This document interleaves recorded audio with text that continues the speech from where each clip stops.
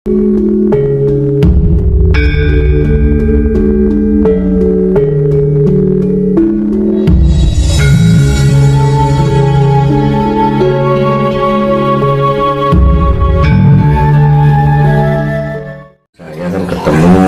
satu sesepuh, beliau mengatakan bahwa nanti itu akan muncul sebuah candi yang besarnya 12 kali lipat Candi Borobudur, dan tepatnya itu di perbatasan Jawa Tengah, Jawa Timur.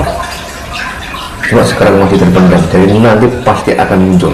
Nah, saya pengen tahu dari Mas Dinus, apakah dia dari spiritual Mas Dinus, mata paling penglihatan Mas Dinus, mata ketiganya bagaimana tentang candi itu, Mas? Apakah memang benar adanya, apa gimana, Mas? Kan dulu saya pernah bilang, Mas. Iya. Di peradaban baru besok nanti, atau suatu saat nanti di peradaban baru itu akan muncul kota besar di tengah-tengah Pulau Jawa. Kan saya kemarin waktu yang liputan kemarin bilang gitu kan. Dan itu juga ada hubungannya dengan Keraton Solo. Keraton Solo kan nama ratunya, istilah ratunya kan Paku Buwono. Betul. Iya kan.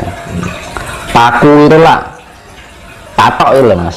Tonggak, ya, yang menjadi poros. Buwono kan bumi. Ya. Ya kan orang keraton istilahnya dulu kan yang mendirikan kayak Gede Solo ya. Itu membuat nama itu juga nggak sembarangan, pakai tirakat orang dulu. Dan posisi Keraton Solo itu tengah-tengah pas antara Merapi dengan Lawu. Itu bisa dicek di Google Map itu. Pas posisi tengah. Nah, di antara ini ibaratnya itu adalah gerbang dalam. Ya, gerbang luarnya dari ini Keraton Solo, Lawu, Merapi. Nah, ini ada gerbang luarnya. Gerbang luarnya adalah portal istilah benteng lah ibaratnya. Itu sebelah timur adalah Semeru, sebelah barat adalah Selamat. Bisa dilihat di Google Map. Enggak, sebentar, Mas. Maksudnya pintu gerbang keluar. Karena ini kerajaan itu berarti gini loh. Berarti itu termasuk yang membentengi tanah Jawa. Apa gimana, Mas? Ibaratnya keraton, kerajaan. Keraton itu kan mesti ada pintu luar, tugu luar, tugu dalam. Iya kan? Baru masuk keraton kan, konon. Iya. Ya seperti itu. Bisa dicek di Google Map. Jadi ini Keraton Solo. Sebelah barat ini kan Merapi, sebelah timurnya Lawu. Nah, Keraton Solo ini pas tengah-tengah antara Lawu dan Merapi. Itu gerbang dalam. Portal gaibnya gitu, Mas. Portal dimensinya itu. Jadi semacam bentuk kayak gerbang, kayak gapura lah ibaratnya keraton. Nah, gapura luarnya itu adalah timur adalah Semeru, baratnya adalah Selamat. Itu bisa dicek di Google Map. Nah, itu kayak makanya dari Gunung Lawu, Merapi, Semeru, Selamat itu gunung yang sangat wingit, penuh dengan kemistisan. Iya kan? Iya. Karena itu portal. Baratnya benteng dalam, benteng luar, gapura dalam, gapura luar. Pasti keraton kan mesti ada gapura dalam dan gapura luar kan, benar-benar. Untuk memasuki keraton kan mesti enek gapura meneh kan, ada gapura lagi. Iya. Efeknya, Mas, jika gunung yang menjadi benteng tadi kan, itu sampai meletus, itu tanah Jawa itu membuka, Mas. Justru kalau meletusnya itu membuka dimensi. Membuka dimensi. Iya, portalnya dibuka. Kan ada namanya dimensi itu ada pintu portalnya, garisnya. Ada potensi enggak untuk dari gunung itu untuk meletus? Karena selama ini kan kita menganggap bahwa dia kan tidur. Pasti ya. Pengaruh, Mas. Dan itu sangat luar biasa.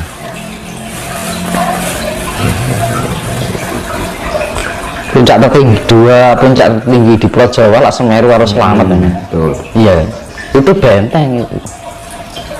Gimana lihat di Google Map itu loh. Semeru selamat, Merapi Lawu, tengah-tengah Keraton Solo.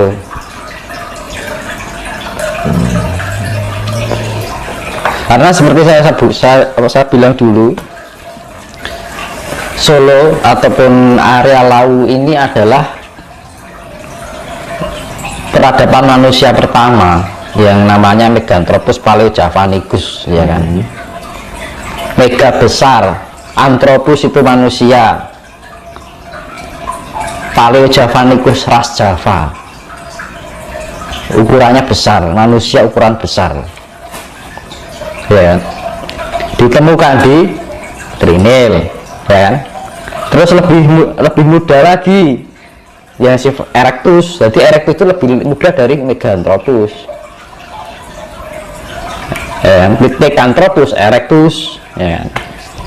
Pithecanthropus manusia kera Erectus itu ditemukan di Trinil, di pesisir Bengawan Solo, di Ngawi bagian barat. Itu juga kaki gunung Lawu, ya kan. Terus Pithecanthropus mojokertensis yang ada di Gunung Penanggungan, dekat kaki gunung Penanggungan Mojokerto. Makanya di sana banyak situs juga, Iya. kan itu. Terus Pithecanthropus soloensis juga ditemukan di Bengawan Solo, kan. Terus lebih muda lagi Homo sapien itu kan manusia purba yang sudah cerdas, tingkat IQ-nya sudah berkembang gitu kan. Nah, Homo terbagi menjadi 3. Homo wajakensis ditemukan di daerah Wajak, kaki gunung Gunung Wilis, daerah Tulungagung, ya kan.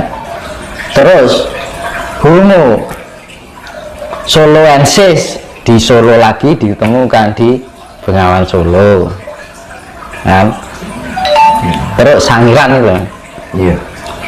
Terus yang ketiga dari Homo itu Homo floresiensis ditemukan di Nusa Tenggara Timur, di Flores. Tuh. Dulu kan antara Nusa Tenggara Timur, Lombok, Bali, Jawa, Sumatera itu kan gandeng, jadi satu daratan. Makanya kan jadi itu kan nanti peradaban dunia itu ada yang namanya sistem 5 benua. Sistem 5 benua. Itu maksudnya bagaimana, Mas? Bisa dijelaskan sedikit, Mas? Sistem 5 benua itu ya, di dunia ini ada 5 ras. Ya, 5 ras itu kan ras Asia. Asia itu pusatnya ya di Jawa ini, ya kan? Iya. Pertama, jadi wong Asia itu iki wong Jawa. Itu Orang Asia, luarnya orang Jawa. iya. Jangan-jangan dunia juga iya, Mas? Terus ras Afrika juga sendiri gitu. Terus ras Eropa di Britania, Inggris, itu leluhurnya orang Eropa. Ras Amerika, Dominika, dia ada Dominika itu leluhur orang Amerika. Cina dhewe meneh di Tiongkok, leluhurnya orang Cina kan. Makanya kan dari apa jenenge, Eropa secara fisiknya beda, lebih ke merah-merahan, ya kan. Kalau Amerika lebih ke kuning-kuningan, ya kan. Kalau Jawa lebih sawo matang, kalau Afrika lebih gelap, kalau Cina lebih sipit, kan beda. Makanya itu. Nah, India itu adalah imigrasi dari Jawa yang berkolaborasi dengan kelas Afrika, akhirnya bentuk makanya orang India kan setengah Indonesia, setengah Asia, setengah Afrika, ya kan? Iya. Misalkan ada orang India yang putih, itu sudah ada pencampuran dari ras Eropa. Kan dulu itu kan masih banyak daratan yang belum terpisah-pisah oleh lautan. Dan dulu hidupnya itu imigrasi, modelnya berpindah-pindah tempat. Terus belum nanti kan karena bencana alam itu banyak berterbaran, ras-ras itu menyebar karena pengaruh gejolak alam. Karena apa? Jadi fase-fase yang kayak pergantian peradaban itu sudah berkali-kali. Nah gitu. Jadi manusia purba mengalami evolusi geger. Ya. Jadi perubahan zaman ini sekarang sudah ke-9. 9 itu keri dulu itu zamannya Lemuria. Iya. Nah kita itu sudah pergantian zaman menuju yang ke-10. Makanya di dalam istilah Hindu ada yang namanya setiap ada perubahan alam itu diturunkan sang pemelihara yang namanya avatar, awatara Wisnu, itu dewa pemelihara. Makanya kan dewa yang pertama itu ikan, karena dulunya belum ada manusia, hanya dulu pertama itu kan hewan-hewan air dulu sebelum hewan darat.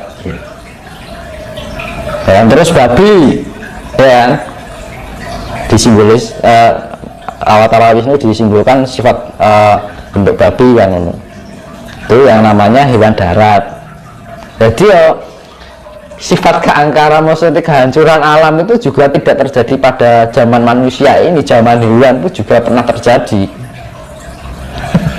Terus makanya narasinya awatara Wisnu itu setengah manusia setengah hewan, itu digambarkan kenapa singa simbol kebijaksanaan, juga sifat mempunyai sifat kasih, ya artinya kebijaksanaan itu tadi. Nah dulu manusia itu juga peradaban dulu juga ada yang sifatnya setengah manusia setengah hewan.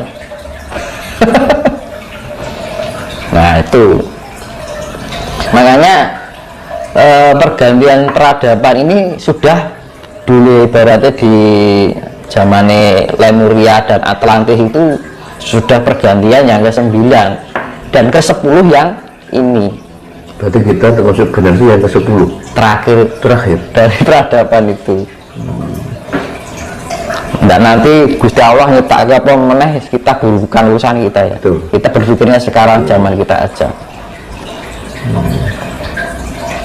Itu awat, makanya sing diarani kalki awatara ya kuwi Mas. Awatara Wisnu yang ke-10 itu yang terakhir. Mulai diarani Anoman gitu Mas.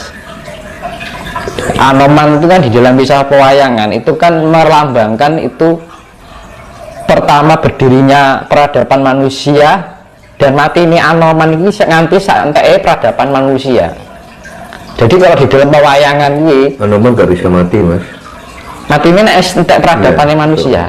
Jadi di dalam pewayangan ada cerita istilahnya Anoman Maneges ya, Mayang Koro itu menemui sang yang menang, ya kan, bertanya, saya hidup sudah berkian-kian abad kan gitu kan wayang itu kan si lokal sebenarnya yang makanya wayang di asini ki mengguli hitam kan bisa menceritakan awal kehidupan sampai akhir kehidupan peradaban manusia.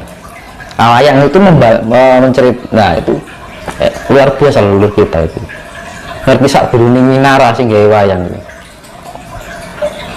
Nah Anoman itu menghadap sang yang menang bertanya, Maneges, kapan saya bilang saya itu hidup sudah bertahun-tahun abadnya gitu kan, berabad-abad gitu kan.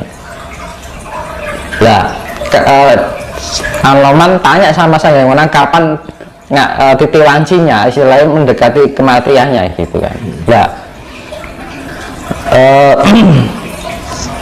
saya menang itu bilang, nek orang Jawa bilang kalau di pewayangan sok titilancine mongso yang wis entek titilancine kan ibaratnya akhir hayatnya itu yang wis ana tandha Pandhawa kaping 6.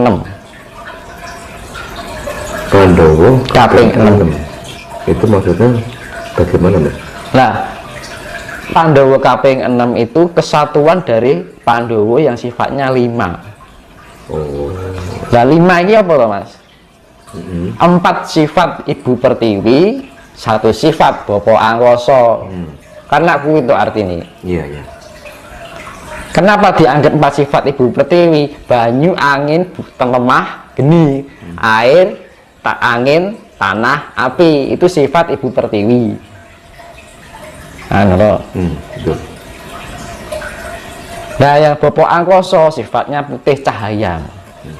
Diarani Nur Cahya. Atau nek basa Nasrani ini Roh Kudus. Gamane ngono.